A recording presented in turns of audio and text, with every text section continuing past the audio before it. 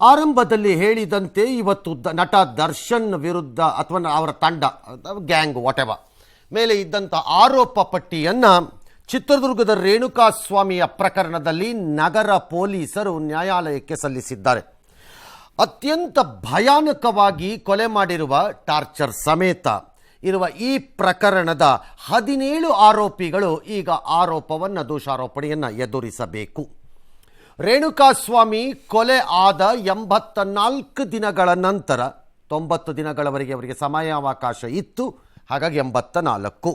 ಬೆಂಗಳೂರಿನ 24ನೇ ಹೆಚ್ಚುವರಿ ಮುಖ್ಯ ಮೆಟ್ರೋಪಾಲಿಟನ್ ಮ್ಯಾಜಿಸ್ಟ್ರೇಟ್ ನ್ಯಾಯಾಲಯದಲ್ಲಿ ಬರೋಬ್ಬರಿ 3991 ಪುಟಗಳು, ಅಂದರೆ ಆರೋಪಿಗಳು, ಸಾಕ್ಷಿಗಳು, ಇನ್ನಿತರ ವರದಿಗಳು ಎಲ್ಲವೂ ಸೇರಿದಂತೆ ಇರುವ ಆರೋಪ ಪಟ್ಟಿಯನ್ನು ತನಿಖಾಧಿಕಾರಿಗಳು ಸಲ್ಲಿಸಿದ್ದಾರೆ.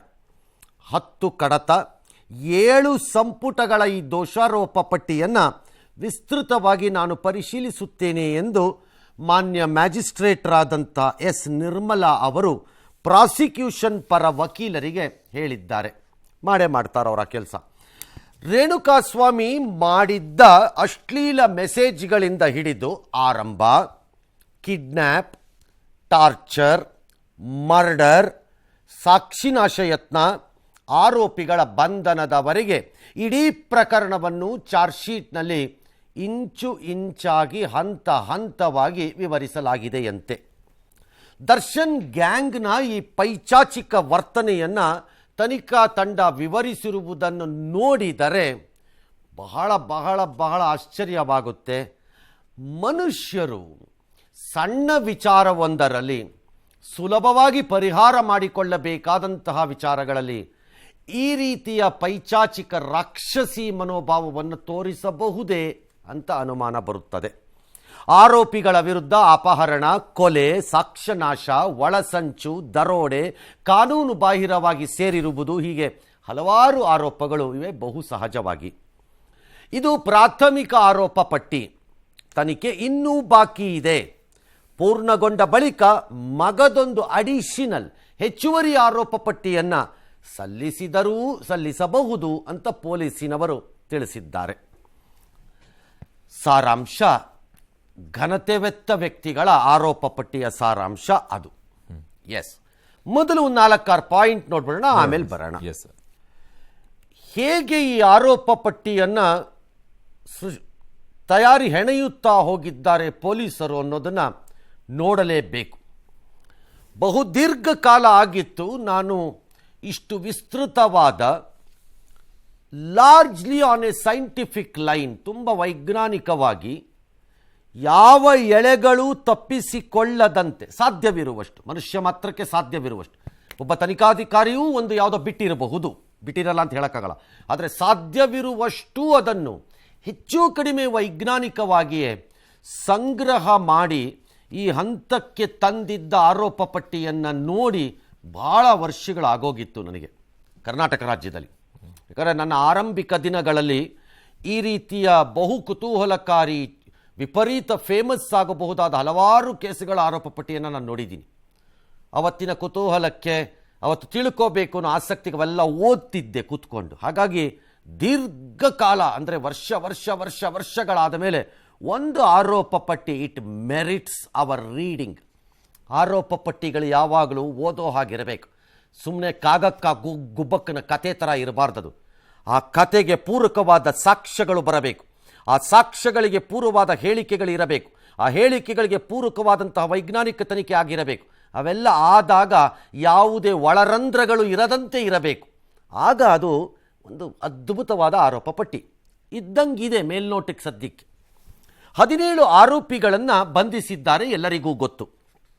ಪವಿತ್ರ ಗೌಡ ಆರೋಪಿ ನಂಬರ್ 1 ಆಗಲು ಮತ್ತು ಈಗಲೂ, ದರ್ಶನ್ ಆರೋಪಿ ನಂಬರ್ 2 ಆಗಲು ಮತ್ತು ಈಗಲೂ. ಕಾರಣ, ಈ ಪ್ರಕರಣದ ತೀವ್ರತೆ ಮತ್ತು ಅದರಲ್ಲಿ ನಡೆದಿರಬಹುದಾದ ಆರೋಪ, ಅದರ ಆಧಾರದ ಮೇಲೆ, ಆ ಪೈಚಾಚಿಕತೆಯ ಆಧಾರದ ಮೇಲೆ ಮತ್ತು ಪಾತ್ರಧಾರಿಗಳ ಪಾತ್ರದ ಆಧಾರದ ಮೇಲೆ ದರ್ಶನ್ A1 ಆಗಬಹುದೇನೋ ಎಂಬ ಅನುಮಾನ ಕೆಲವರಲ್ಲಿ ಇತ್ತು, which was A possibility actually. But ಪೊಲೀಸ್ನವರು ಆ ಸಾಧ್ಯತೆಯನ್ನು ಸದ್ಯಕ್ಕೆ ಪಕ್ಕಕ್ಕೆ ಇಟ್ಟಂಗಿದೆ. A2ನಲ್ಲೇ ಉಳಿಸಿದ್ದಾರೆ ದರ್ಶನನ್ನ.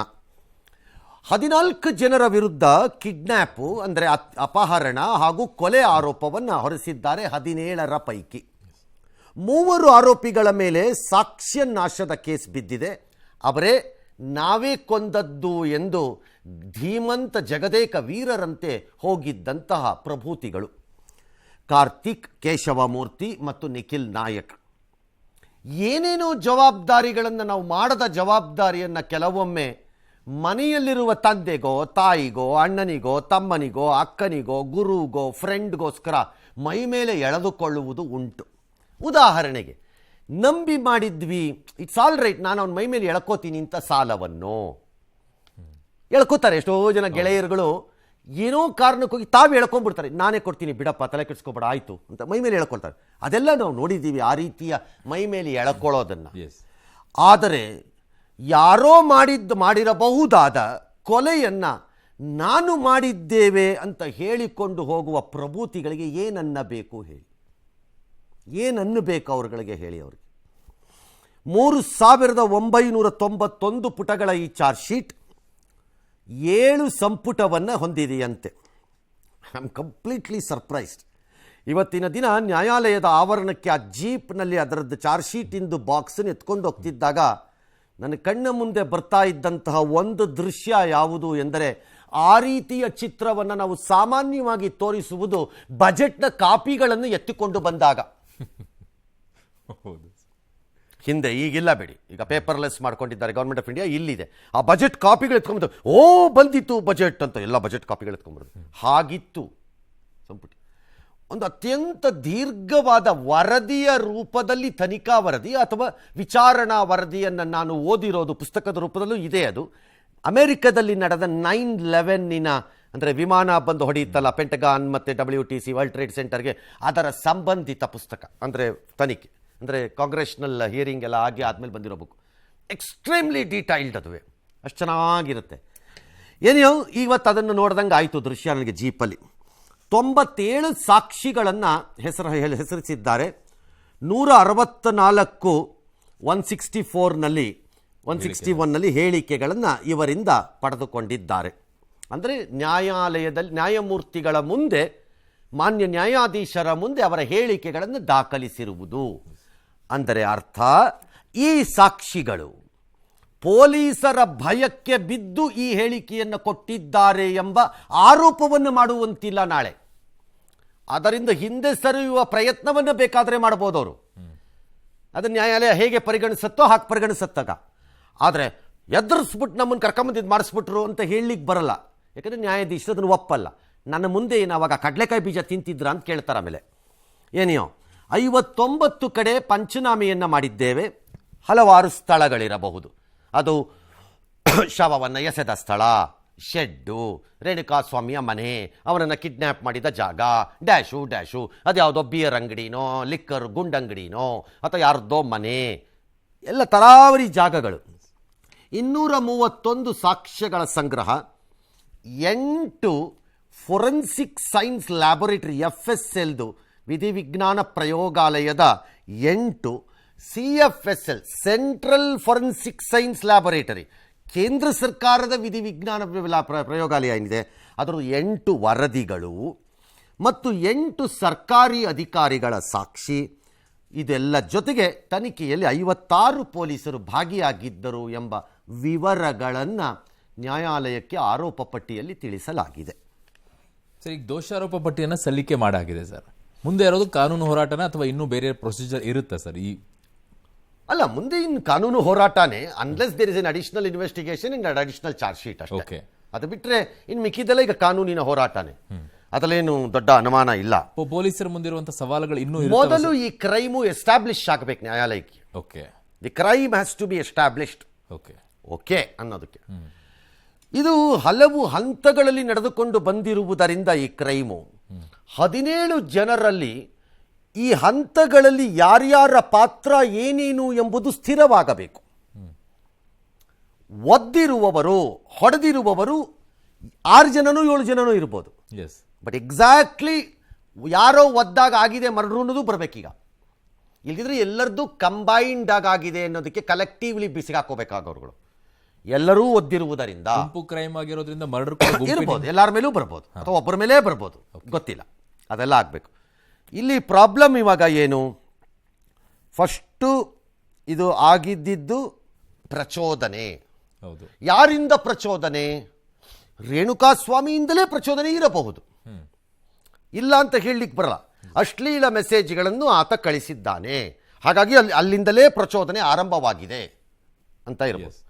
ಆದರೆ ಆ ಪ್ರಚೋದನೆಗೆ ಒಳಗಾಗಿ ತಾನೂ ಪ್ರಚೋದನೆಯನ್ನ ಮಾಡಿದ್ದು ಯಾರು? ನೆಕ್ಸ್ಟು ಪವಿತ್ರ ಗೌಡ. ಆ ಹಂತ ಮುಗೀತು. ಪ್ರಚೋದನೆಯ ಭಾಗವಾಗಿ ನಡೆದದ್ದು ಏನು? ಕಿಡ್ನ್ಯಾಪ್. ಕಿಡ್ನ್ಯಾಪಿನ ನಂತರ ಏನು ಕರ್ಕೊಂಬಂದ್ರ, ಏನು ಮಾಡಿದ್ರು ಅಂತ ಇಲ್ಲೀಗಲಿ ಶೆಡ್ಗೆ ಕರ್ಕೊಂಬಂದು ಕನ್ಫೈನ್ ಮಾಡಿರೋದು, ಅಕ್ರಮವಾಗಿ ಕೂಡಿ ಹಾಕುವುದು, ಕಟ್ಟಿ ಹಾಕುವುದು, ಒಬ್ಬನನ್ನ ಅವನ ಇಚ್ಛೆಗೆ ವಿರುದ್ಧವಾಗಿ ಇದು ಮಾಡೋದು ಮಾಡಿದ್ದಾರೆ. ಅದಾದ ಮೇಲೆ ನಿಮ್ಗಲ್ಲಿ ಬರೋದು ಯಾವುದು? ಹಲ್ಲೆ, ಹೊಡೆಯೋದು, ಬಡಿಯೋದು, ಮಾಡೋದು, ಮಗದೊಂದು ಮತ್ತೊಂದು, ಇವೆಲ್ಲ ಬರಬೇಕು. ಇದಾದ ಮೇಲೆ ಮರ್ಡರ್ ಬರಬೇಕು. ಇದಾದ ಮೇಲೆ ಸಾಕ್ಷ್ಯ ನಾಶ ಬರಬೇಕು. ಇದರಲ್ಲಿ ಒಬ್ಬೊಬ್ಬರದ್ದು ಒಂದೊಂದು ಪಾತ್ರ ಇರುತ್ತೆ. ಆ ಪಾತ್ರಗಳಿಗೆ ತಕ್ಕಂತೆ ಅವೆಲ್ಲವೂ ಇತ್ಯರ್ಥವಾಗಬೇಕು ನಾಳೆ ನ್ಯಾಯಾಲಯದಲ್ಲಿ. ಬಟ್ ಮುಖ್ಯವಾಗಿ ಕಾಡುವಂಥದ್ದು ಸರ್, ಈ ಗುಂಪಲ್ಲಿ ಈ ರೀತಿಯಾಗಿ ಹೊಡೆದು ಹಾಕಿದಾಗ ಒಬ್ಬ ವ್ಯಕ್ತಿ ಸಾವನ್ನಪ್ಪಿರುವಂಥ ಪ್ರಕರಣ ಇದಾಗಿರೋದ್ರಿಂದ ಎಲ್ಲರಿಗೂ ಒಂದೇ ಥರದ ಶಿಕ್ಷೆಗೆ ಗುರಿ ನೆಸೆಸರಿ ಹಾಗಾಗಬೇಕಾಗಿಲ್ವಾ sir? No, not necessary. Okay, not necessary. 17 ಜನರಿಗೆ ಏಕಪ್ರಕಾರವಾಗಿ ಏಕನಾದದಂತೆ ಒಂದೇ ತೀರ್ಮಾನವನ್ನು ನ್ಯಾಯಮೂರ್ತಿಗಳು ಕೊಟ್ಟು ಬಿಡುತ್ತಾರೆ ಅಂತ ಹೇಳಲಿಕ್ಕೆ ಬರಲ್ಲ. ಆಗ್ಬೇಕಾಗೂ ಇಲ್ಲ. ಪಾತ್ರಗಳು ಬೇರೆ ಇದೆ. ಶೆಡ್ ನಲ್ಲಿ ಹಲ್ಲೆ ಮಾಡಿದಂತವ್ರ ಮೇಲೆ ಅಲ್ಲೂ ಬೇರೆ ಇರ್ಬೋದು. ಅಲ್ಲಿ ಪಾತ್ರಧಾರಿಗಳು ಯಾರು ಏನು ಅಂದ್ರೆ ಅವ್ರವ್ರ ಲಾಯರ್ಗಳು ಪ್ರೂವ್ ಮಾಡ್ಬೇಕೀಗ. ಅಮ್ಮವನಲ್ಲಿ ಇರ್ಬೋದು, ಬಟ್ ಅವನು ಇದನ್ನು ಮಾಡಿಲ್ಲ ಅನ್ನೋದು. ಫಾರ್ ಎಕ್ಸಾಂಪಲ್, ಅಂತಹ ಒಂದು ವಾದ ಮೊನ್ನೆ ನಿಮಗೆ ಬೈಲ್ ಅಪ್ಲಿಕೇಶನ್ ಅಲ್ಲಿ ಬಂದಾಗ ಪವಿತ್ರ ಗೌಡದಲ್ಲಿ ಬರಕ್ ಸ್ಟಾರ್ಟ್ ಆಯ್ತದು ಅಂತ ಒಂದು ವಾದ. ಲೈಟ್ ಆಗಿ ಬಂತು, ಫುಲ್ ಬರದೇ ಇದ್ರು. ಅದೆಷ್ಟರ ಮಟ್ಟಿಗೆ ನ್ಯಾಯಾಲಯದಲ್ಲಿ ನಾಳೆ ಪರಿಣಾಮ ಬೀರುತ್ತೋ ಬಿಡುತ್ತೋ ನನಗೆ ಗೊತ್ತಿಲ್ಲ, ಬಟ್ ಬಂತು ಅಂತದ್ದು. Probably she was present, may be ಅಲ್ಲಿ ಇದ್ಲು ಆಕೆ, ಅವಳೊಂದು ಚಪ್ಪಲಿ ಹೊಡೆದಿರಬಹುದು, ಆದರೆ ಸತ್ತಿರೋದಲ್ಲ ಅನ್ನೋ ಥರದ್ದು ಒಂದು ವಾದ ಬಂತು. ಹೌದು. ಹಾಗಾಗಿ ಅವರವರ ಪಾತ್ರಗಳು ಏನು ಅನ್ನೋದಾಗಬೇಕು. ಹಾಗಾಗಿ 17 ಜನಕ್ಕೆ ಒಂದೇ ಪರಿಪ್ರಮಾಣದಲ್ಲಿ ಶಿಕ್ಷೆ ಆಗಬೇಕು ಅಂತಿಲ್ಲ, ಆಗಲ್ಲ. ಈ ಪ್ರಕರಣಗಳು ನೋಡಿದಾಗ ಆರೋಪಿ 1, 2, 3 ನೋಡಿದಾಗ ಇವರ ಪಾತ್ರಗಳ ಬಗ್ಗೆ ಚಾರ್ಜ್ ಶೀಟ್ ಅಲ್ಲಿ ಉಲ್ಲೇಖ ಆಗಿರಬೇಕಾದ್ರೆ ಬೇಲ್ ಸಿಗೋದು ಬಹುತೇಕ ಡೌಟಾ ಸರ್? ನ್ಯಾಯಾಲಯಗಳು ಏನು ಮಾಡುತ್ತವೆ ಅನ್ನೋದನ್ನು ನಾವು ಊಹಾತ್ಮಕವಾಗಿ ಕುಳಿತುಕೊಂಡು ಚರ್ಚೆ ಮಾಡೋದು ಒಳ್ಳೆಯದಲ್ಲ. It's not A good practice legally speaking. ಭಾವನೆಗಳು ನಮಗೆ 1000 ಇರಬಹುದು. ಹೊರಗಡೆ ಫುಟ್ಪಾತಲ್ಲಿ ನಿಂತುಕೊಂಡು ವ್ಯಕ್ತ ಮಾಡುವ ಭಾವನೆಗಳೇ ನ್ಯಾಯಾಲಯದ ಭಾವನೆಗಳೆಂದು ಬಿಂಬಿಸಕ್ಕೆ ಹೋಗಬಾರ್ದು ನಾವು ಇವತ್ತಿನ ಪರಿಸ್ಥಿತಿಗಳಲ್ಲಿ. ಹವೆವರ್, ಹ್ಯಾವಿಂಗ್ ಸೆಡ್ ದಟ್, ಅದನ್ನು ಹೇಳಿರೋದ್ರಿಂದ ಆಗಿರೋದ್ರಿಂದ ನ್ಯಾಯಾಲಯ ಪರಿಗಣಿಸೋದು ಏನು ಬೇಲ್ನಲ್ಲಿ, ಇಲ್ಲಿಯವರೆಗೆ ತನಿಖೆ ಆಗಬೇಕು, ಹಾಗಾಗಿ ಬೇಲ್ ಇರಲ್ಲ ಅಂತಿತ್ತು. ಈ ಪ್ರಕರಣದಲ್ಲಿ ಆರೋಪಿಗಳು ಬೇಲ್ಗೆ ಹಾಕಲೂ ಇಲ್ಲ, ಎಕ್ಸೆಪ್ಟ್ 3 ಜನ ಲಾಸ್ಟ್ ಮಿನಿಟಲ್ಲಿ ಅಟೆಂಪ್ಟ್ ಮಾಡಿದ್ದು ಬಿಟ್ರೆ. ಈಗ ಆರೋಪ ಪಟ್ಟಿ ಆಯಿತು. ಸೊ ವಾದ ಏನಿರುತ್ತೆ ಸಾಮಾನ್ಯವಾಗಿ ಪ್ರಕರಣಗಳಲ್ಲಿ, ಯಾವುದೇ ಕ್ರಿಮಿನಲ್ ಪ್ರಕರಣಗಳಲ್ಲಿ, ಆರೋಪ ಪಟ್ಟಿ ಸಲ್ಲಿಕೆಯಾದ ಮೇಲೆ ತನಿಖೆ ಇನ್ನು ಬಾಕಿ ಇಲ್ಲ ಅಂತ ಅರ್ಥ. ಬಟ್ ಪೊಲೀಸ್ನವ್ರು ಹೇಳ್ತಾರೆ ಬಾಕಿ ಇದೆ ಅಂತಾರೆ. ಇಲ್ಲಿ ಅದನ್ನ ಅವರು ಒಂದು ಕ್ಯಾವಿಯೇಟ್ ತರ ಹಾಕೋತಾ ಇದ್ದಾರೋ ಇಲ್ವೋ ನನಗೆ ಗೊತ್ತಿಲ್ಲ, ಅದು ಬೇರೆ ವಿಚಾರ. ಬಟ್ ಬಾಕಿ ಇಲ್ಲ ಅಂತ ಅಸ್ಯೂಮ್ಡ್ ಅದು. ಇನ್ನು ತನಿಖೆಗೇನು ಇಲ್ಲ, ಮುಗೀತು ಎಲ್ಲ. ಹಾಗಿದ್ದಾಗ ನಾನು ತನಿಖೆಯ ಹಾದಿಯನ್ನು ತಪ್ಪಿಸುವ ಪ್ರಶ್ನೆಯೇ ಇಲ್ಲ, ನನಗೆ ಬೇಲನ್ನು ದಯಪಾಲಿಸಿ, ಜಾಮೀನನ್ನು ಕೊಡಿ ಅಂತ ಕೇಳೋದು ಕ್ರಮ. ಆದರೆ ಕೆಲವೊಮ್ಮೆ ನ್ಯಾಯಾಲಯಗಳು ಆರೋಪ ಪಟ್ಟಿ ಸಲ್ಲಿಕೆಯಾಗಿದೆ ಎಂದ ಮಾತ್ರಕ್ಕೆ ಸಾಕ್ಷ್ಯ ನಾಶದಲ್ಲೂ ಸಾಕ್ಷಿಗಳನ್ನು ಬೆದರಿಸುವ ವಿಚಾರದಲ್ಲೂ ವಿಚಾರಣೆಯ ಹಾದಿ ತಪ್ಪಿಸುವಂತಹ ಕೃತ್ಯಗಳನ್ನು ಮಾಡುವುದಿಲ್ಲ ಅನ್ನೋ ನಂಬಿಕೆಗೆ ನ್ಯಾಯಾಲಯ ಬರಬೇಕು.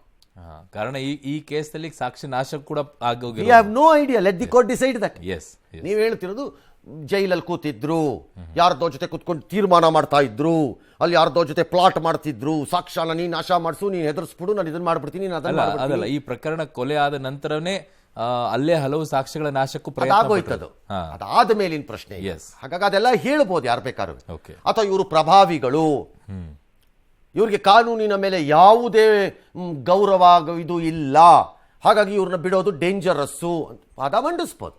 But that is again court will take a call whether the accused after the charge ಶೀಟುವೆ ಸ್ಟಿಲ್ ಡಿಸ್ಪೆನ್ಸೇಷನ್ ಆಫ್ ಜಸ್ಟಿಸ್ನಲ್ಲಿ ಇಂಟರ್ಫಿಯರ್ ಆಗ್ತಾರಾ, ಆಗುವ ಸಾಮರ್ಥ್ಯ ಇದೆಯೋ, ಆಗಬಹುದು ಅಂದರೆ ಅದು ಹದಗೆಡತ್ತಾ ಕೇಸು, ಆಗ ಕೊಡಲ್ಲ ಅನ್ನೋ ತೀರ್ಮಾನಕ್ಕೆ ಬೇಕಾದ್ರೂ ಬರ್ಬೋದು, ಇಲ್ಲ ಹಾಗೇನಿಲ್ಲ ಕೊಡೋಣ ಅನ್ನೋ ತೀರ್ಮಾನಕ್ಕೆ ಬೇಕಾದ್ರೂ ಬರ್ಬೋದು.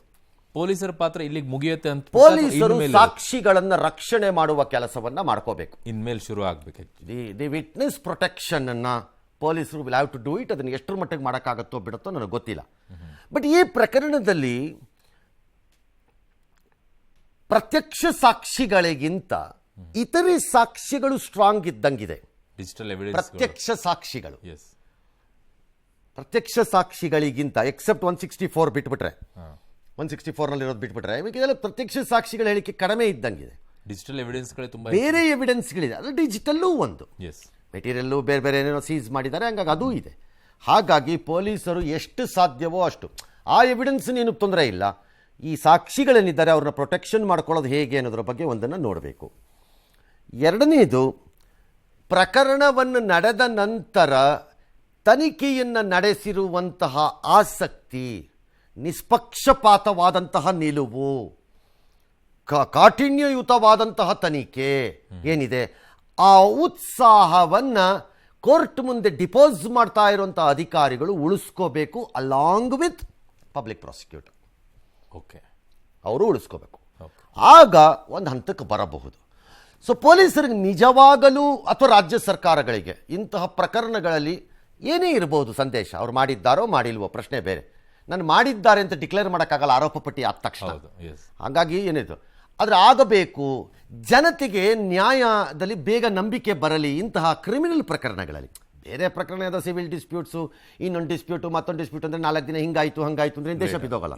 ಇಂಥ ಪ್ರಕರಣದಲ್ಲಿ ಇಂತಂದಾಗ may be now the challenge for Bangalore city police are responsibility of the state government ಏನು ಅಂದರೆ, can it go to fast track court, quick ಆಗಿ ಮುಗಿಸೋ ರೀತಿಯಲ್ಲಿ ಏನಾದ್ರು ಒಂದು ತೀರ್ಮಾನಕ್ಕೆ ಬರ್ಬೋದು. ಇನ್ನು 7 ಪುಟಗಳ ರೇಣುಕಾಸ್ವಾಮಿ ಮೃತದೇಹ ಪೋಸ್ಟ್ಮಾರ್ಟಂನಲ್ಲಿ ದರ್ಶನ್ ಗ್ಯಾಂಗ್ ಕ್ರೌರ್ಯ ಅನಾವರಣಗೊಂಡಿದೆ. ಅತ್ಯಂತ ಪೈಶಾಚಿಕವಾಗಿ ಹಲ್ಲೆ ಮಾಡಿರೋದು ಇದರಲ್ಲಿ ಬೆಳಕಿಗೆ ಬರ್ತಾ ಇದೆ. ಆತನಿಗೆ ಕರೆಂಟ್ ಶಾಕ್ ಕೊಟ್ಟಿರೋದು ಪೋಸ್ಟ್ಮಾರ್ಟಂ ರಿಪೋರ್ಟ್ನಲ್ಲಿ ದೃಢಪಟ್ಟಿದೆ. ರೇಣುಕಾಸ್ವಾಮಿ ಶರೀರದ ಮೇಲೆ ಸುಟ್ಟ ಗಾಯಗಳು ಪತ್ತೆಯಾಗಿವೆ, ಮರ್ಮಾಂಗದ ಮೇಲೆ ಆಗಿರುವಂತಹ ಗಾಯ, ಹೀಗೆ ಹಲವು ವಿಚಾರಗಳನ್ನು ಮರಣೋತ್ತರ ಪರೀಕ್ಷೆ ವರದಿಗೊಂಡಿದೆ. ಅದನ್ನು ದೋಷಾರೋಪ ಪಟ್ಟಿಯಲ್ಲೂ ಕೂಡ ವಿವರಿಸಿದ್ದಾರೆ. ಏನಿದೆ ನೋಡೋಣ. ರೇಣುಕಾಸ್ವಾಮಿ ದೇಹದ ಮೇಲೆ 39 ಗಾಯಗಳಿವೆ ಅಂತ ಇದೆ. ಗಾಯಗಳಿವೆ ಅನ್ನೋದು ನಮಗೆ ಗೊತ್ತಿತ್ತು, ಬಿಕಾಸ್ ಆ ಚಿತ್ರಗಳು ನಮಗೆ ಲಭ್ಯ ಇದೆ. ಬಾಸುಂಡೆಗಳು, ಹೊಡೆತಗಳು, ಇರಿತಗಳು, ಚುಚ್ಚೋದು, ಅಲ್ಗಾಯ, ಇಲ್ಗಾಯ, ಇದೆಲ್ಲ ನಾವು ನೋಡಿದ್ವಿ ಒಂದಷ್ಟು ಚಿತ್ರಗಳನ್ನು. ಬಟ್ ಎಕ್ಸಾಕ್ಟ್ಲಿ 39 ಅನ್ನೋ ಲೆಕ್ಕ ಇವತ್ತು ಬಂದಿದೆ ನಮಗೆ. ಎದೆಯ ಮೂಳೆ ಮುರಿತವಾಗಿದೆ, ಇದು ನಮ್ಮ ಹತ್ರ ಇತ್ತು ಹೆಚ್ಚು ಕಡಿಮೆ ಮಾಹಿತಿ. ರೇಣುಕಾಸ್ವಾಮಿಯ ವೃಷಣ ಚೀಲದಲ್ಲಿ ರಕ್ತಸ್ರಾವ, ಅಂದರೆ ಮರ್ಮಾಂಗದ ಕಡೆಗೆ ಯಾರೋ ಒಬ್ಬರು ಅಲ್ಲಿಗೆ ಹಲ್ಲೆಯನ್ನ ಅಸಾಲ್ಟನ್ನು ಮಾಡಿದ್ದಾರೆ. ಒದ್ದಿದಾರೋ, ಹೊಡೆದಿದ್ದಾರೋ, ಗುದ್ದಿದಾರೋ, ಜಜ್ಜಿದಾರೋ, ಏನೋ ಒಂದು ಮಾಡಿದ್ದಾರೆ. ಹಾಗಾಗಿ ರಕ್ತಸ್ರಾವ ಆಗಿದೆ. ರೇಣುಕಾಸ್ವಾಮಿ ಶ್ವಾಸಕೋಶಕ್ಕೆ ಮೊಳೆ ಚುಚ್ಚಿದೆ. ಇಟ್ ಕ್ಯಾನ್ ಬಿ ಯಾವುದೋ ಒಂದು ಶಾರ್ಪ್ ಆಗಿರೋದೇ ಇರ್ಬೋದು, ಅಥವಾ ಅದೇ ಯಾವ್ದ್ರಲ್ಲಿ ಬೇಕಾದ್ರೂ ಇರ್ಬೋದು. ಏನರಲ್ಲಿ ಹೊಡೆದಿದ್ದಾರೋ ಅದ್ರ ಪ್ರಕಾರ ಆಗಿದೆ. ತಲೆಗೆ ಗಂಭೀರ ಗಾಯ, ಎಲ್ಲಿಂದ ಬಡಿಗೆ ತಗೊಂಡು ಬಾರಿಸಿರ್ಬೋದು, ಲಾರಿಗೆ ಗುದ್ದಿಸಿದ್ರು ಅನ್ನೋ ಆರೋಪ ಇದೆಯಲ್ಲ, ಆ ಗುದ್ದಿಸಿದಾಗ ಆಗಿರಬಹುದು, ಯಾವಾಗ ಬೇಕಾದ್ರೂ ಆಗಿರ್ಬೋದು. ಇನ್ನು ರೇಣುಕಾಸ್ವಾಮಿ ಬೆನ್ನು ಮೂಳೆಗೆ ವಿಪರೀತ ಹಾನಿ, ಆತನ ಮೊಣಕಾಲು ಮುರಿದಿದೆ, ಬಲಗಣ್ಣಿಗೆ ತೀವ್ರವಾದ ಹಾನಿಯಾಗಿದೆ ಅನ್ನುವಂತಹ ಆತನ ದೇಹದ ಸ್ಥಿತಿಗತಿಗಳನ್ನು ಪೋಸ್ಟ್ ಮಾರ್ಟಮ್ನಲ್ಲಿ ಇಷ್ಟರ ಮಟ್ಟಿಗೆ ವಿವರಿಸಿದ್ದಾರೆ. ಇದು ಒಬ್ಬ ಅಲ್ಲ, 1 ಡಜನ್ ವ್ಯಕ್ತಿಗಳು ಸಾಯಕ್ಕೆ ಬೇಕಾಗಿರುವಷ್ಟು ಗಾಯಗಳಿವು ಬೇಕಾದ್ರೆ. ಯಾಕಂದರೆ ನೋಡಿದ್ರೆ ಚಿತ್ರಗಳಲ್ಲಿ ರೇಣುಕಾಸ್ವಾಮಿ ಏನು ತುಂಬ ವೆಲ್ ಬಿಲ್ಟ್ ಇದ್ದು ಇದ್ರ ಥರ ಇದ್ದಂಗಿಲ್ಲ ಅಲ್ಲಿ. ಹಾಗಾಗಿ ಅಲ್ಲಿ ಪ್ರಪೋರ್ಷನ್ನೇ ಇಲ್ಲ. ಇವರ ಆರೋಪ ಪಟ್ಟಿ ಪ್ರಕಾರ ಇರುವ ಹಿಂಸೆಗೂ ಅಲ್ಲಿರೋ ಪರಿಸ್ಥಿತಿಗೂ ಸಂಬಂಧನೇ ಇಲ್ದಂಗಿದೆ. ಇದು ವಿಪರೀತವಾದ ಹಿಂಸೆ ದೀರ್ಘಕಾಲದ ಅವಧಿಯಲ್ಲಿ ನಡೆದಿರೋವಂಥದ್ದು. ತಲೆ ಜಜ್ಜೋದು 2 ಸೆಕೆಂಡಲ್ಲೂ ಆಗ್ಬೋದು, ನನ್ನನ್ನೇ ಎದುರಿಸ್ತೀಯನೋ ಅಂದ್ಬಿಟ್ಟು ತೊಗೊಂಡು ಗೋಡೆಗೆ ಹಿಂಗೆ ಹೊಡೆದ್ಬಿಟ್ರೆ 3 ಸೆಕೆಂಡಲ್ಲಿ ತಲೆಗೆ ರಕ್ತಸ್ರಾವ ಆಗ್ಬೋದು ಬೇಕಾದ್ರೆ. ಇದು ಹಂಗಲ್ಲ, ದೀರ್ಘಕಾಲ ಈ ಹಿಂಸೆ ನಡೆದಿದೆ, ಗಂಟೆಗಳ ಕಾಲ ನಡ್ಕೊಂಡು ಹೋಗಿದೆ ಇದು. ಎಸ್ ಸರ್, ನಿಮ್ಮ ಕ್ರೈಮ್ ರಿಪೋರ್ಟಿಂಗ್ ಅನುಭವದಲ್ಲಿ ಸರ್ ಈ ರೀತಿಯಾಗಿ ಸಾಕ್ಷ್ಯಗಳನ್ನ ಒಂದು ಪ್ರಕರಣದಲ್ಲಿ ಕಲೆ ಹಾಕಿರುವಂತದ್ದು ಇದೆಯಾ ಸರ್? ಎಲ್ಲಾ ಕ್ರಿಮಿನಲ್ ಪ್ರಕರಣಗಳು ಒಂದೇ ಅಂತ ಹೇಳಕ್ಕಾಗಲ್ಲ. ಈ ರೀತಿಯಲ್ಲಿ ಮಾಡಿದ್ದಾರೆ, ಒಳ್ಳೊಳ್ಳೆ ಇನ್ವೆಸ್ಟಿಗೇಷನ್ಸ್ ಆಗಿವೆ, ಸಾಕ್ಷಿಗಳಿಲ್ಲ ಅಂತ ಹೇಳಕ್ಕಾಗಲ್ಲ. ಹಿಂದಿನ ಕಾಲದಲ್ಲಿ ಮೊಬೈಲೇ ಇಲ್ಲದಿದ್ದಾಗ ಈಗ ಬಟ್ಟೆಯನ್ನು ತೊಳೆದರೂ ರಕ್ತದ ಕಲೆಯನ್ನು ಮತ್ತೂ ಎತ್ತಬಹುದು ಎಂಬಂತಹ ವಿಧಿವಿಜ್ಞಾನ ಪ್ರಯೋಗಾಲಯದ ವರದಿಗಳಿದ್ದಾಗ, CCTVಗಳ ಸಪೋರ್ಟ್ ಇದ್ದಾಗ, ಈಗಿನ ಕಾಲಕ್ಕೂ ಅಂದೋದು ಯಾವುದೂ ಇಲ್ಲದಿದ್ದಾಗ ತನಿಖೆ ನಡೆಸಿರುವುದಕ್ಕೂ ಬಹಳ ವ್ಯತ್ಯಾಸ ಇದೆ. ಬಹಳ ವ್ಯತ್ಯಾಸ ಇದೆ ಎರಡಕ್ಕೂ. ಅವತ್ತು ಅದನ್ನೆಲ್ಲ ಇಲ್ಲದಿದ್ದಾಗಲೂ ಒಳ್ಳೆ ತನಿಖೆ ಮಾಡಿರೋ ಕೇಸ್ಗಳಿವೆ. ಎಸ್. ಇನ್ನು ರೇಣುಕಾಸ್ವಾಮಿ ಕೊಲೆ ಪ್ರಕರಣದಲ್ಲಿ ಪೊಲೀಸರು 200ಕ್ಕೂ ಹೆಚ್ಚು ಸಾಕ್ಷ್ಯಗಳನ್ನು ದರ್ಶನ್ ಗ್ಯಾಂಗ್ ವಿರುದ್ಧ ಸಂಗ್ರಹಿಸಿದ್ದಾರೆ. ಅಪರಾಧ ಕೃತ್ಯ ನಡೆದ ಸ್ಥಳದ ಫೋಟೋಗ್ರಾಫ್, CCTV ದೃಶ್ಯಗಳು, ಘಟನಾ ಸ್ಥಳದಲ್ಲಿ ಲಭ್ಯವಾದ ವಸ್ತುಗಳ ತನಿಖಾ ತಂಡ ಸಾಕ್ಷ್ಯವಾಗಿ ಪರಿಗಣಿಸಿದೆ. ಅಷ್ಟಕ್ಕೂ ಚಾರ್ಜ್ ಶೀಟ್ನಲ್ಲಿ ಯಾವೆಲ್ಲ ಸಾಕ್ಷ್ಯಗಳ ಉಲ್ಲೇಖ ಇದೆ ಅನ್ನೋದನ್ನ ನೋಡೋಣ. ಫೋಟೋಗ್ರಾಫ್ಗಳು ಹೋಗಿದ್ದ ಜಾಗದೆಲ್ಲ ಫೋಟೋಗ್ರಾಫ್ ತೆಗಿಬೋದು, that's not a big problem. ಅದಲ್ಲ, ಅದೇನು ದೊಡ್ಡ ಇದು ಅಂತಲ್ಲ, ಅದನ್ನು ಪಾರ್ಟ್ ಆಫ್ ದಿ ಪ್ರೊಸೀಜರಲ್ಲಿ ತಂದಿರ್ತಾರಷ್ಟೇ. ಫೆಬ್ರವರಿಯಲ್ಲಿ ಪವಿತ್ರ ಗೌಡ ರೇಣುಕಾಸ್ವಾಮಿ ಇನ್ಸ್ಟಾ ಚಾಟ್ ಏನೋ ಒಂದು ಚಾಟ್ ಮಾಡಿದ್ದಾರೆ. ಅವನು ಯಾವುದೋ ಒಂದು ವಿಡಿಯೋ ಆಕೆದನ್ನು, ಈಗ ನೀವು ಸ್ಕ್ರೀನ್ ಮೇಲೆ ನೋಡ್ತಾ ಇರೋ ವಿಡಿಯೋ ಅದು, ಈ ವಿಡಿಯೋನ ಆತ ನೋಡಿದಂತೆ ಆ ನೋಡಿದ ನಂತರ ಮೆಸೇಜ್ಗಳು ಸ್ಟಾರ್ಟ್ ಆಗಿದೆ ಅಂತ ಈಗ ಸದ್ಯದ ಆರೋಪ. ಅಲ್ಲಿಂದ ಅದು ಪ್ರಾರಂಭ ಆಗಿದ್ದು ಎಲ್ಲಿಗೆ ತಿರುಗುತ್ತು ಅಂದರೆ ಎಲ್ಲೋ ಅಶ್ಲೀಲತೆ ಕಡೆಗೆ ತಿರುಗಿಬಿಡ್ತು, ಹಾಗಾಯಿತು ಹೀಗಾಯಿತು ಅನ್ನೋದು ಈಗ ಆರೋಪದ ಇದು. ಆ ಚಾಟ್ ನಡೆದಿರೋದೆಲ್ಲ ಸಿಕ್ಕಿದೆ ಇವರಿಗೆ. ರೇಣುಕಾಸ್ವಾಮಿಯನ್ನು ಪಟ್ಟಣಗೆರೆ ಶೆಡ್ಗೆ ಕರೆತಂದಿದ್ದಕ್ಕೆ CCTV ದೃಶ್ಯಗಳನ್ನು ಪೊಲೀಸರು ಹಿಡಿದಾಕೊಂಡಿದ್ದಾರೆ. ಈ ಶೆಡ್ಗೆ ದರ್ಶನ್, ಪವಿತ್ರ ಗೌಡ ಎಂಟ್ರಿ ಆಗೋದು ಅಥವಾ ಅಲ್ಲಿ ಬರೋದು ಅದು CCTVಯ ದೃಶ್ಯಗಳೆಲ್ಲ. ಹತ್ಯೆಗೆ ಪವಿತ್ರ ಗೌಡ ಪ್ರಚೋದನೆ ಕೊಟ್ಟಿದ್ದಾರೆ ಎಂಬುದು ಆರಂಭದಲ್ಲೂ ಇತ್ತು, ಹಾಗಾಗಿ ಆಕೆ A1 ಆಗಿದ್ದು, ಅಂದರೆ ಆರೋಪಿ ನಂಬರ್ 1 ಆಗಿದ್ದು. ಈಗ ಒಂದು ಹೊಸದು ಆ್ಯಡ್ ಆಗಿದೆ ಅದಕ್ಕೆ. ಅದೇನೆಂದರೆ ಆಕ್ರೋಶದಲ್ಲಿ ಆಕೆ ಕಿಲ್ ಹಿಮ್, ಸಾಯಿಸು ಅವನನ್ನು ಅಂತ ಹೇಳಿದರು ಅಂತ ಇದೆ ಇದರಲ್ಲಿ. ಹಲ್ಲೆ ವೇಳೆ ನನ್ನ ಬಿಟ್ಟುಬಿಡಿ ಪ್ಲೀಸ್ ಅಂತ ರೇಣುಕಾ ಬೇಡಿಕೊಳ್ಳುವ ಫೋಟೋಗಳಲ್ಲಿ ಬಿಟ್ಟುಬಿಡಿ ಪ್ಲೀಸ್ ಎಂಬ ಆಡಿಯೋ ಇರುತ್ತೆ ಅಂತ ನಾನು ಅನ್ಕೊಂಡಿಲ್ಲ. ಕೈ ಮುಗಿದು ಕೇಳ ಆತನ ಹಾವಭಾವಗಳು ಅವನದ್ದು ಅದು ಫೋಟೋಗಳಲ್ಲಿ ಹಾಗೆ ಕೇಳ್ಕೋತಿರೋ ಹಾಗಿದೆ ಅದು ಅಂತ, ಬಹು ಸಹಜವಾಗಿ ಅಂತಹ ಸನ್ನಿವೇಶದಲ್ಲಿ ಹೀಗೆ ಕೇಳ್ತಿರಬಹುದು ಅಂತ. ಯಾಕೆಂದ್ರೆ ಅದು ಆ ವಿನಯ್ ಎಂಬ ಇನ್ನೊಬ್ಬ ಆರೋಪಿಯ ಮೊಬೈಲ್ನಿಂದ ರಿಟ್ರೈವ್ ಮಾಡಿಕೊಂಡಿದ್ದಾರೆ, ಫೋಟೋ ತಗೊಂಡಿರೋದಿದೆ. ರೇಣುಕಾಸ್ವಾಮಿ ಪ್ರಾಣ ಹೋಗುವವರೆಗೂ ಶೆಡ್ಡಲ್ಲೇ ಇದ್ರು ದರ್ಶನ್ ಮತ್ತು ಪವಿತ್ರ ಗೌಡ ಅನ್ನೋದು ಆರೋಪ ಪಟ್ಟಿಯ ವಾದ. ಆ ಹತ್ಯೆ ಬಳಿಕ ಬಿಸಾಕ್ರೋ ಹೆಣಾನ, ಶವ ಬಿಸಾಕಿ ಅಂತ ಹೇಳಿ ದರ್ಶನ್ ಹೋಗ್ತಾರೆ ಅಂತ ವಿವರಿಸ್ತಾ ಇದ್ದಾರೆ. ರೇಣುಕಾಸ್ವಾಮಿ ಶವನವನ್ನು ಸುಮನಹಳ್ಳಿಗೆ ಸಾಗಿಸು ಅಂತಂದರೆ ಎಲ್ಲಿ ಶವ ಸಿಕ್ತಲ್ಲ ಅಲ್ಲಿ ಅವತ್ತು ಮೈಸೂರು ರೋಡಲ್ಲಿ ಹೋಗುವ ದಾರಿನಲ್ಲಿ ಅಲ್ಲಿಗೆ ಸಾಗಿಸೋ ದೃಶ್ಯ ಇದೆ. ಶೆಡ್ಗೆ ಒಂದು ಕಪ್ಪು ಸ್ಕಾರ್ಪಿಯೋ ಕಾರಿನಲ್ಲಿ ನಂದೀಶ್ ಮತ್ತು ನಾಗರಾಜ್ ಬಂದಿರೋ ದೃಶ್ಯಾವಳಿಗಳು ಲಭ್ಯವಿದೆ. ರೇಣುಕಾಸ್ವಾಮಿಯ ಮೃತದೇಹದ ಮೇಲೆ 4 ರಕ್ತಸಿಕ್ತ ಫೋಟೋಗಳು ಲಭ್ಯವಾಗಿವೆ. ಹಲ್ಲೆಗೆ ಬಳಸಿದ್ದಾರೆ ಎನ್ನಲಾದ ಲಾಠಿಯ ಮುಂಬದಿ ಜಜ್ಜಿ ಹೋಗಿರುವ ಫೋಟೋ, ಇವೆಲ್ಲ ಪದಾರ್ಥಗಳನ್ನು ರಿಕವರಿ ಮಾಡಿಕೊಂಡಿರುವಂಥದ್ದು. ಹೀಗೆ ಅದೆಲ್ಲ ವಾಪಸ್ ಇಲ್ಲ ಟು ಬಿ ರಿಲೇಟೆಡ್, ಒಂದಕ್ಕೊಂದಕ್ಕೆ ರಿಲೇಟ್ ಮಾಡಿ ಆರ್ಗ್ಯುಮೆಂಟ್ ಆಗಬೇಕು. ನಾಳೆ ಅದೇ ಲಾಠಿ ಅಂತ ಹಿಂಗೆ ನೀವು ಲಾಠಿ ತಂದು ಜಜ್ಜಿಲ್ಲ ಅಂತೀರಿ ಹಿಂಗೆ ಅಂತ ಹಿಂಗೆಲ್ಲ ಇರುತ್ತೆ. ಅದಕ್ಕೆ ಅದೆಲ್ಲ ರಿಲೇಟ್ ಮಾಡ್ತಾರೆ. ಯಾಕಂದರೆ ಏನೇ ಇರಬಹುದು, ಬ್ಲಡ್ಡಿಂದು ಸ್ಯಾಂಪಲ್ಸಲ್ಲಿ FSL ವರದಿಗಳನ್ನು ನ್ಯಾಯಾಲಯ ಒಪ್ಕೊಳ್ಳೋದಾಗ್ಬಿಟ್ರೆ ಅವನ ಬ್ಲಡ್ಡು, ಯಾರೋ ರೇಣುಕಾಸ್ವಾಮಿ ಎಂಬ ವ್ಯಕ್ತಿ, ಚಿತ್ರದುರ್ಗದ ವ್ಯಕ್ತಿಯ ಬ್ಲಡ್ಡು ಇವರ ಬಳಿಗೆ ಬರಬೇಕಾದ ಅವಶ್ಯಕತೆ ಇಲ್ಲವೇ? Exactly, yes. ಅವ್ರ ಮನೇಲಿ ಹೋಗುವಂತ ಅಗತ್ಯತೆ ಇಲ್ವಾ? ಪವಿತ್ರ ಗೌಡ ಮನೆಯಲ್ಲಿ ಸೀಸ್ ಮಾಡಲಾದ ಚಪ್ಪಲಿ ಫೋಟೋ, 600 ರೂಪಾಯಿ ಕೊಟ್ಟು ಖರೀದಿ ಮಾಡಿದ್ರಂತೆ ಮೆಗ್ಗರ್ನ, ಅದು ಕರೆಂಟ್ ಶಾಕ್ ಕೊಡಕ್ಕೆ. ನೀಲಿ ಜೀನ್ಸ್, ಬಿಳಿ ಬಣ್ಣದ ಬನಿಯನ್ ತರಿಸಿದ್ದ ರೇಣುಕಾಸ್ವಾಮಿ, ನೀಲಿ ಪ್ಯಾಂಟು, ಕಪ್ಪು ಬಣ್ಣದ ಟೀ ಶರ್ಟ್ ಸಿದ್ದ ದರ್ಶನ್. ಇವೆಲ್ಲ ಫೋಟೋಗಳು, ವಿಡಿಯೋಗಳು, dash dash dash. Darshan Stony Brook ಹೋಟೆಲ್ನಿಂದ ಹೊರಬರುವ ದೃಶ್ಯ, ಹೇಗೆ ಅದನ್ನು ಯಾಕೆ ಹೇಳ್ತಾರೆ ಅಂತಂದರೆ ಆಗ ಅವ್ರು ಹಾಕಿದ ಡ್ರೆಸ್ ಏನು, ಅಲ್ಲಿರೋ ಡ್ರೆಸ್ ಏನು, ಒಂದಕ್ಕೊಂದಕ್ಕೆ ಸೇರ್ತಾ ಇದೆಯಾ ಅಂತಾರೆ. ಇನ್ನು RR ನಗರ ಮನೆಗೆ ಬಂದಿದ್ದ CCTV ದೃಶ್ಯ, ಅನುಕುಮಾರ್ ಮೊಬೈಲ್ನಿಂದ ಮಹತ್ವದ ಒಂದಷ್ಟು ಆಡಿಯೋ ಸಂಗ್ರಹ, ಇದೆಲ್ಲವನ್ನ ಆರೋಪ ಪಟ್ಟಿ ವಿವರಿಸ್ತಾ ಇದೆ. ಸರಿ, ಇದರ ವಿವರಣೆಯನ್ನು ನಾವು ಮುಂದುವರಿಸಬೇಕಾಗ ಬರುತ್ತೆ. ಮೋಸ್ಟ್ಲಿ ಇನ್ನೂ ಒಂದು ಚೂರು ಇದೆ, ಚೂರಲ್ಲ ಸುಮಾರೇ ಇದೆ. ಹಾಗಾಗಿ ಒಂದು ವಿರಾಮ ತೆಗೆದುಕೊಂಡು ವಾಪಸ್ ಬರ್ತೀವಿ. ನೀವೂ ಕೂಡ ಇಲ್ಲಿಯವರೆಗೆ ಕೇಳಿಸಿಕೊಂಡಿದ್ದನ್ನು ಆ ವಿರಾಮದ ಅವಧಿಯಲ್ಲಿ ಅರಗಿಸಿಕೊಳ್ಳಿ.